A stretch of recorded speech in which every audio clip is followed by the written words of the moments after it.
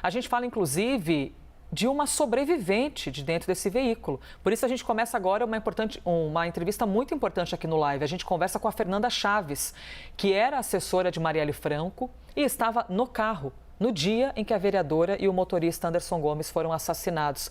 E sofreu e sobreviveu ali. Bom, sofreu, isso é uma obviedade, não é? E sobreviveu a esse atentado. Fernanda, muito obrigada, hein? Demais pela gentileza de conversar com a gente. Bom dia, Elisa. Obrigada pelo convite. Fernanda, eu tenho muito interesse em lhe ouvir sobre até o estresse pós-traumático, né? E todos esses sentimentos envolvidos com essa situação toda que eu imagino que você tenha vivido e ainda vive. Mas de bate-pronto eu já quero te ouvir sobre as impressões, porque assim, nós que somos espectadores do caso, nós estamos simplesmente abismados com tudo que foi publicizado nas últimas horas. Eu quero lhe ouvir, lógico, sobre isso. Bom, Elisa, as últimas horas têm sido intensas, assim.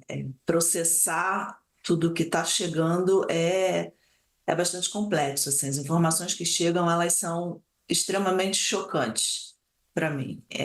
Extremamente chocantes para o mundo inteiro, mas nessa condição de sobrevivente, é, é revoltante, demais. É difícil definir em palavras o que se sente, porque são muitas camadas, né, de sentimentos que envolvem esse evento, né? É a perda de uma amiga, de uma vereadora, de uma autoridade, do município do Rio de Janeiro. São várias camadas. Lidar com isso não é simples, como uma sobrevivente depois de quase meia década. Só que a informação da participação, né, de acordo com o inquérito, desenvolvimento do Rivaldo, ela realmente é uma informação extremamente chocante, extremamente chocante. Pois é, eu aproveito para lhe perguntar. Aliás, a gente já tem a Basília Rodrigues aqui para poder participar da conversa também. Se sim, perfeito. Então, Basília, eu vou lhe repassar a palavra para também fazer uma pergunta aqui para a nossa entrevistada e depois eu trago as minhas dúvidas para a gente conseguir girar aqui, todas serem ouvidas. Basília, por favor. Fernanda, obrigada por ter aceitado aí essa entrevista, né? Infelizmente é rememorar uma tragédia na sua vida, uma dor que você sentiu muito mais do que todos nós que estamos aí na tela nesses 6 anos até a conclusão do caso. Você, pela proximidade que tinha com a Marielle Franco, com a família da Marielle, você também chegou a conversar em algum momento com estas pessoas que foram presas ontem? O Rivaldo, os irmãos Brazão, lembrando que um deles é deputado federal, ou seja, no mesmo ambiente de trabalho no qual você está hoje. Você lembra de ter visto ou falado com estas pessoas depois da morte da Marielle? Não, com os irmãos Brazão, não, assim, nunca falei com eles, mas é isso. Eu atuo nesse meio da política, eu sou a jornalista assessora de imprensa, parlamentar nos últimos 20 e poucos anos e sempre atuei nesses espaços, da política, né? Sempre estive em gabinetes, em comissões, e já circulei, já passei por eles, isso é extremamente perturbador.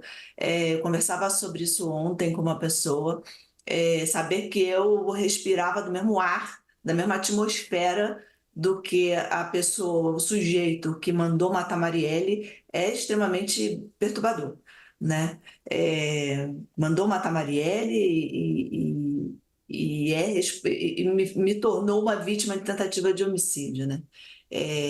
Não é fácil. Eu lidei com isso em todos esses últimos 6 anos, sempre com muito receio, porque esse é o meu espaço de atuação, profissional, e desde sempre a gente sabe que esse crime envolveria um setor da política, né? Desde os primeiros momentos ali da investigação, ficou muito claro que era um atentado político.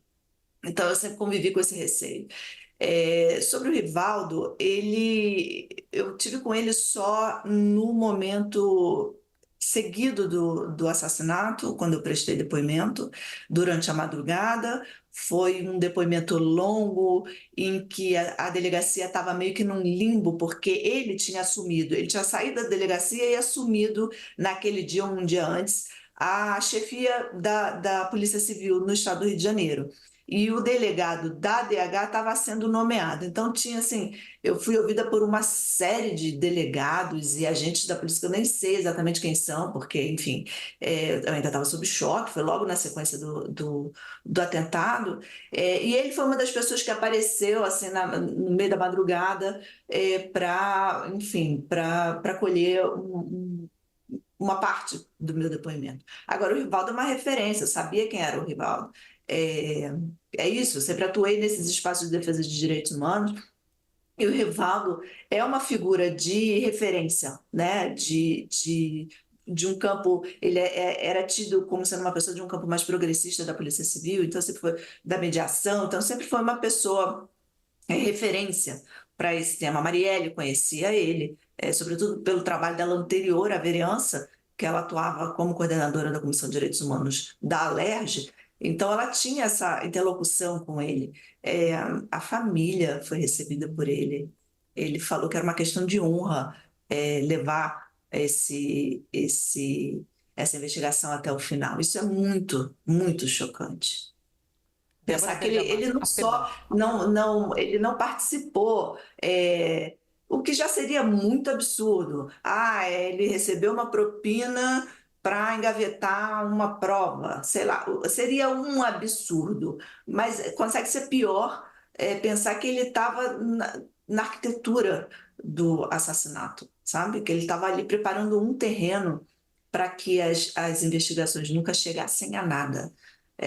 E por isso foi assim, né? E por isso levou esse tempo todo, por isso foram mais de 5 anos, foram 6 anos. Por isso que nada aconteceu, porque crime perfeito não existe, né? No meio do centro da cidade, um estado sob intervenção, câmeras, uma autoridade saindo do trabalho, um dia normal. Assim, em condições normais, né, se apuraria aí em alguns meses esse crime. Então, óbvio que houve o tempo inteiro um movimento para atrapalhar, uma anti-investigação paralela, né, atrapalhando. Isso é muito absurdo, descortina uma situação que o Rio de Janeiro está colocado, assim, lamentável, assustadora. O crime tomou conta do Rio de Janeiro, ele está entranhado em todas as instituições do Estado, sabe? No centro da Polícia Civil, ao Tribunal de Contas, à Câmara dos Vereadores, à Assembleia Legislativa, sabe? E vai para um campo federal, quando elege o deputado federal, essa figura, né, que manda matar Marielle. Assim, é inominável a situação que o Rio de Janeiro chegou, o estado do Rio de Janeiro chegou. Estamos todos com esse sentimento de perplexidade, então eu não consigo nem imaginar, Fernanda, a sua sensação, né, de ter de lidar com essa realidade. E nós seguimos aqui conversando com a Fernanda Chaves, ex-assessora de Marielle e sobrevivente, né, dessa história tão terrível. Débora Bergamasco também vai fazer-te uma pergunta. Fernanda, Débora? Fernanda, aqui é Débora Bergamasco. Nossos sentimentos por tudo que você e sua família passaram. Obrigada por essa conversa conosco. E eu gostaria de entender, foram 6 anos vivendo na dúvida sobre quem matou, quem mandou matar, quem tentou matar você também, né? Que você é sobrevivente. E agora, 6 anos depois, em que essas dúvidas são sanadas, pelo menos de acordo com a Polícia Federal, o que muda na prática na tua vida agora? Olha, bom dia. Essa é uma pergunta complexa, assim, né? Eu acho que a gente está virando uma página, mas abrindo um novo capítulo, assim. Eu acho que não está sanado, eu acho que precisa vir muito. Eu mesma ainda não me dei conta do inquérito, são 470 páginas. Eu acho que esse é um passo importante, fundamental para a investigação do crime da Marielle, fundamental, chegar aos mandantes de fato um momento ápice, né? Que traz talvez o único momento disso tudo, porque a gente não consegue lidar com coisas positivas diante desse crime. Mas, de fato, chegar aos mandantes agora traz algum conforto, né? Traz aquela ideia de que a esperança não... Porque eu mantive a esperança o tempo inteiro, era muito difícil, mas eu mantive a esperança por esses 6 anos, né? Então, isso traz um aspecto positivo, que é de um certo alívio, né? De que mesmo com todo mundo atrapalhando, uma polícia atrapalhando, agentes, no caso, alguns agentes, a gente conseguiu chegar nesse patamar agora. Mas é preciso responsabilizar, a gente precisa ver os julgamentos acontecerem, né? É preciso agora partir para a justiça, né? Ver a justiça acontecer diante disso, né? Você teve um êxito de investigação, sobretudo da Força Tarefa da Polícia Federal, que foi um trabalho incrível, né? Diante de todo esse esquema que aconteceu nos últimos anos para atrapalhar. Mas agora a gente tem o momento da justiça, o momento de se lutar para que a justiça seja de fato feita, que os responsáveis sejam responsabilizados devidamente, porque esse é um crime bárbaro, que chocou o mundo inteiro.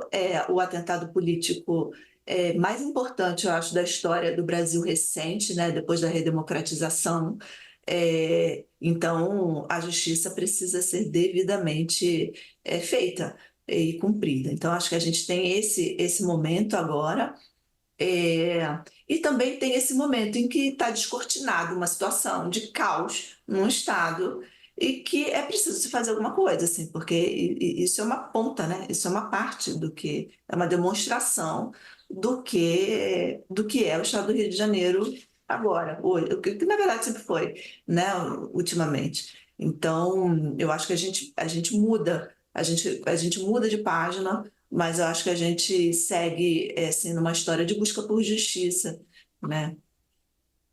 Fernanda, eu imagino até que nos últimos anos você e os parentes e todas as pessoas tenham vivido quase que um looping diário de tentar compreender qual era a resposta, né? Mas de onde veio isso? Por qual motivo? Essa dor constante, essa angústia de não ter uma resposta. Eu quero saber de você, por gentileza, das informações que foram publicizadas nas últimas horas, o próprio inquérito por parte de Alexandre de Moraes, aquilo que foi argumentado como motivo do crime, disputa por terra, o próprio projeto de lei que foi votado à época, a Câmara. Isso era uma hipótese entre as ideias de vocês e mais, era a principal hipótese? Olha, eu pessoalmente eu não trabalhava com hipóteses. É claro que eu imaginava mil coisas, mas é isso. Eu esperava que a investigação me trouxesse essa resposta. Eu não podia ter arcar com essa responsabilidade de ainda tentar elaborar uma explicação para tudo isso, né? As autoridades é que precisam trazer isso para a gente, e as autoridades trazem. Só que eu acho que esse resultado da investigação, ele precisa ser olhado de uma perspectiva, né? Eu acho que o assassinato da Marielle não é uma reação diante de uma ação dela específica por uma atuação dela na Zona Oeste, por exemplo. É um pouco maior que isso, assim. Quem pensou esse crime, quem desejou, quem pagou por ele, quem arquitetou esse crime, pensava em atingir um setor. No setor ideológico do Rio de Janeiro, né? Do estado do Rio, um coletivo, né? Um grupo político, não necessariamente político, mas em torno de uma política. Eu acho que a Marielle, ela é escolhida essa pessoa para pagar esse pato, e aí sim essa decisão, eu falo sempre isso, eu vejo ela sendo uma decisão cortada pelo ódio, pelo racismo, pelo machismo, pelo sexismo, pelo preconceito de classe, né? Por ela ser uma mulher favelada, lésbica. Eu acho que isso motiva a escolha da figura dela, porque a Marielle, ela tinha uma atuação anterior à vereança contra as milícias. A Marielle era coordenadora da Comissão de Direitos Humanos da Assembleia Legislativa do Estado, que era presidida pelo Marcelo Freixo. Ela tinha uma atuação ali, a temática girou muitas vezes ali em torno desses territórios, dessa violência conflagrada em territórios dominados por milícias e tal. Ela era uma pessoa entendida, né, estudiosa disso e especialista nessa temática. Ela se elege vereadora. E vereadora, ela tinha uma limitação institucional para agir, né? Vereadora não entra tanto na discussão da segurança pública, que é uma discussão, uma temática muito mais do Estado. Então, ela se posicionava com relação a isso muito como a bancada toda se posicionava.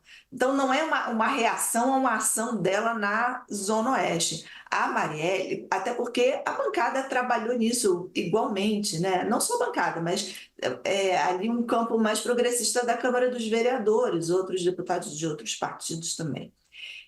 Então, é isso, é preciso olhar para esse crime com uma perspectiva, né, de que isso está no centro, a ação das milícias, a violência, essa disputa daquele território ali da Zona Oeste do Rio, isso está no centro desse crime, mas não é exatamente uma resposta a uma ação dela. Isso é um pouco mais complexo, né?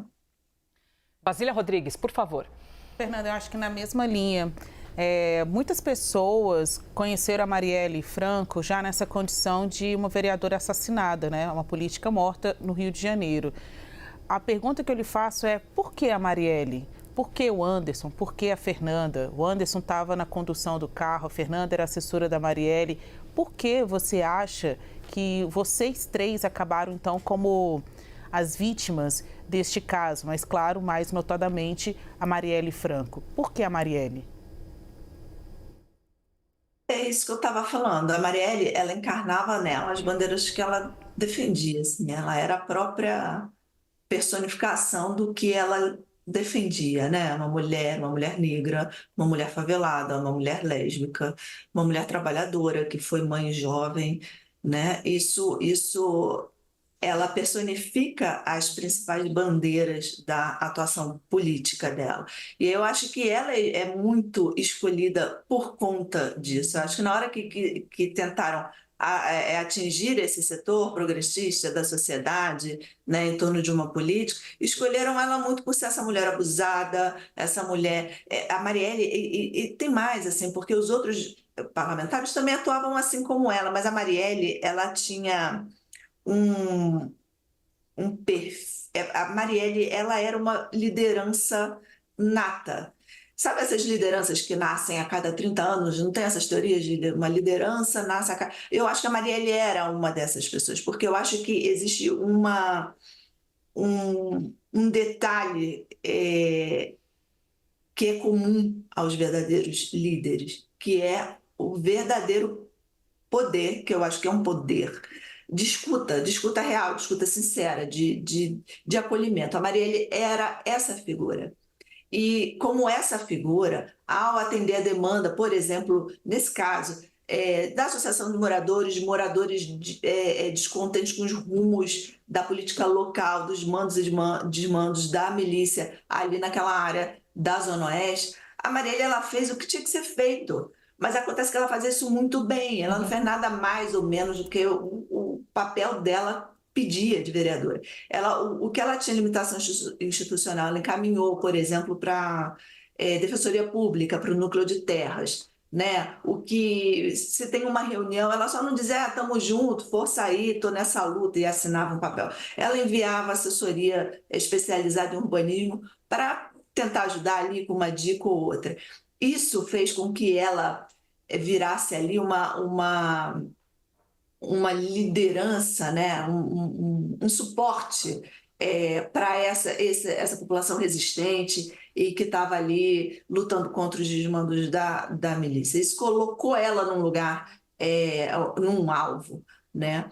Eu e Anderson fomos os efeitos colaterais, assim, não interessa se ela estava, com quem ela estava, quem estivesse ali iria embora, caso acontecesse como aconteceu com o Anderson, lamentavelmente, que deixou uma família linda, deixou um bebê especial para ser criado.